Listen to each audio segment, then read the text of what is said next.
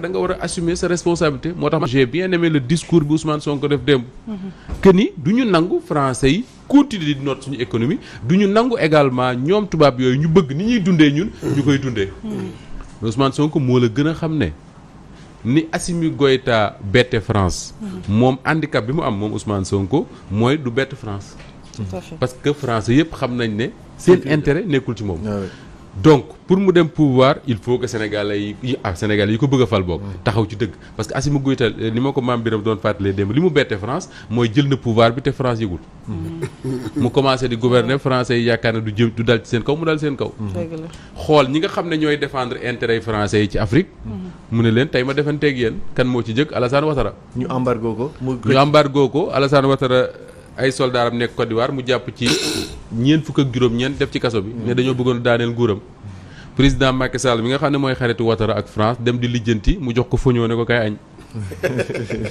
gars yi naan bu ñu discours ci foñoo beeg yooyu mais Assimi Goïta c'est un homme intelligent xale la mais xam na li muy def foñoo boobu day tekki lu bari mën naa tekki ne président Macky Sall yow ba ngay dem Russie wala Ukraine di négocier pour am ceeb wala blé boo dundale sa réew ñun fekk na Mali am nañ suñ foñoo ñun di ko dundee une gestion à la Thomas Sankara. Ah mais bien sûr Afrique foofu la toll képp ku ko def dañ lay jéem a tey la jeunesse africaine foofu la toll mais nag dafa am ay risques ni ko Ousmane Sonko waxee démb risques yi mooy am na ci ay intérêt yoo xam ne moom la yenn chef d'état africains yi di incarné duñ la may dara risques yi mooy France lu mu mën pour que ay Assimi Goïta ay ñu mel ne moom ay Kagame ñu mel ne ñoom bañ a bari Afrique France dina ko def mais nag suñu intérêt mooy ñu mel noonu bari Afrique man loolu laa yaakaar mais Moussa Ba ñu des ci intérêt boobu rek mais noo gis nu ak nu munti demee dafa am sacrifice waaw pour mën a maanaam jëlaat li nga moom day am sacrifice est-ce que sacrifice boobu sénégalais xam nga li may wax ni damay wax pour ëllëg moo tax may wax est-ce que ñun sénégalais yi ou bien africains yi dinañu nangu def sacrifice boobu muy waa maanaam 5 ans 10 ans 15 ans parce que kenn xamul kañ lay jeex Cheikh Tidiane sacrifice la boo xam ne bu président bu mu dajal dina metti ci yow pourquoi parce que Sénégal souvent bu réew mu mettee rek du ñu xool est-ce que dafa am lu tax mu war a mettre dañu koy tout de suite président merci moo tax wutaluma lay président Macky Sall de mais bari na yoo xam ne xëy na dina ci lajj parce que dafa yaakaar ne su ko defee tout de suite sénégalais yi moom lañ koy jiiñ et que nguuram mën na cee am problème muy beneen bi mooy man dama jàpp ne tey neexu la wax Cheikh Tidiane mais ñun exemple Mali gii moo ci war a doy Mali bi ko Assimi Goïta jëlee dafa fekk ñoom maliens yi ñu fal président boo xam ne démocratiquement élu maanaam président boo xam ne dañ koo fal nit ñi dem voté fal am premier mandat ba am deuxième mandat moo tax mbir coowal troisième mandat Serigne naa ci ñëwaat mais lu ak a jara moytu gis nga am na mandat yoo xam ne da nga koy gagné pare doo gouverner ku weer di nga laaj waa ji Guinée Alpha Condé troisième mandat la ne woon bu ko wuti mu lànk dana ko wuti na ko fu mu mujjee ab selet maam la àdduna bépp gis selet maam àdduna yi gis nañ ko te mënoon naa ñàkk ci boobu wuti loon troisième mandat takk der yi duñ ko teg loxo moo tax troisième mandat jirul sonal sa bopp mais dinañ ci ñëw ak yeneen occasion dama bëgg wax rek ne sacrifice boobu Cheikh Tidiane Gomis di wax dama jàpp ne Mali doy nañ ci exemple parce que Mali bi Assimi Goïta ñëwee au pouvoir dafa teg un discours de vérité mooy suñu Mali gii ñu nekk metti na te jamono yii ñu jëm dina gën a metti mais il faut ñu accepter ko pour am suñu indépendance Maliens yi ànd ceeg moom xam nga lu tax ñu ànd ceeg moom discours bi taxul de dañoo gis ne moom néewul di bànneexu bàyyi leen ñoom ñuy jooy di yuuxu dafa bokk ak ñoom coono bi néewul di bànneexu man gis naa ko muy accueillir président Macky Sall nga xam ne kii c'est pas un président qui vit dans le luxe c'est pas un président comme les présidents que nous connaissons waaxum bi sax waaxum militaire la bokkut ak waaxum président moom ngay jaay daraja waaxum militaire lay waaxu loolu mooy xëy na loolu laa yaakaar ne mooy différence am un peu ak waa ji nekk Guinée Conakry parce que waa ji nekk Guinée Conakry day nguuru waaw day nguuru non day nguuru boo ko xoolee gàngooram ak yooyu nga xam ne kii day nguuru mais Assimi Goïta amul gàngoor googu gis naa ko benn jour mu wàcc ci benn pick-up mooy oto yi gars yi dawal ci Dakar ma ne xoola président bii rek kii de bis bu géntoon ne Dakar oto bii muy dawal su ko fa yóbbu woon su xoolee suñu oto ministre yi mën na cee jënd 100 parce que yooyu oto yi ma gis ma ko yore ko moom la ñoom. ouvrier yi di yore non ñu gars yi moom la doon campagne ñoom kii. mooy oto yooyu oto genre L200 yooyu quoi.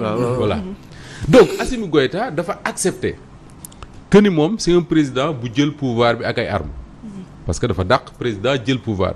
mais mu ne Mali dafa toll foo xam dafa am ay priorité mooy lan mooy sécurité am d'abord mu ne sécurité Mali tant que ñu ngi ko wékk ci français yi du ñu ne ci sécurité mu dem jëli wuti collaboration ak waa Russie. commencé oui le groupe Wagner. commencé ne dafa bëgg réewam am kii taxaw ne ñun Mali dañoo am coton mu koy woowee l'or blanc. dañ koy bay suñ ko bayee ba pare duñ xam nuñ koy def. mu organiser ngandam feet baykatu coton yëpp ñëw ñu feete leen wax leen li ñu bëgg a def ci coton wax leen ne da ngeen a war di gën di produire coton ñaaxaat leen ñu ne ko Mali am na or bu bari mu dem seeti ay maliens yu ci jor benn entreprise bu tudd Marega Gold ne leen léegi xam na lañuy def ñu ne ko waaw mu ne dañuy signer yéen a gouvernement wu Mali lépp luñ génn ci or ci Mali fii ngeen koy exploiter yéen maliens yi su ngeen exploiter ba pare ñun ñu jël li ñu soxla ba pare doo ko jaay. très bien. Cheikh Tidiane président bu am noonu bu mel noonu su la woowee ne la takkal sa ceinture. yenn saa yi nga bëgg a añ doo añ. waaye jar na ko mais da nga ciy ànd ak moom. mais ñun suñu président yii ñu am Sénégal muy Senghor muy Abdou Diouf. muy Ablaye Wade muy jàmbaar ji ci palais bi actuellement. ñoom ñëpp.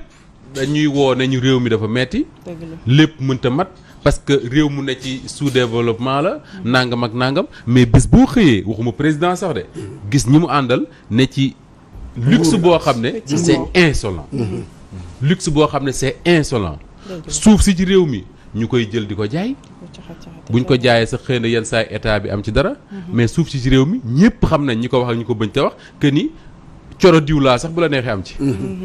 maay gelu diw rek mën na tax nga am. suuf waaw dëgg la. am oto am leen ak leen loolu mooy réalité wu Sénégal. way suñu ñii ñu jiite. dañuy bànneexu. ñu fi maye di nangu. di maye di nangu. di bànneexu.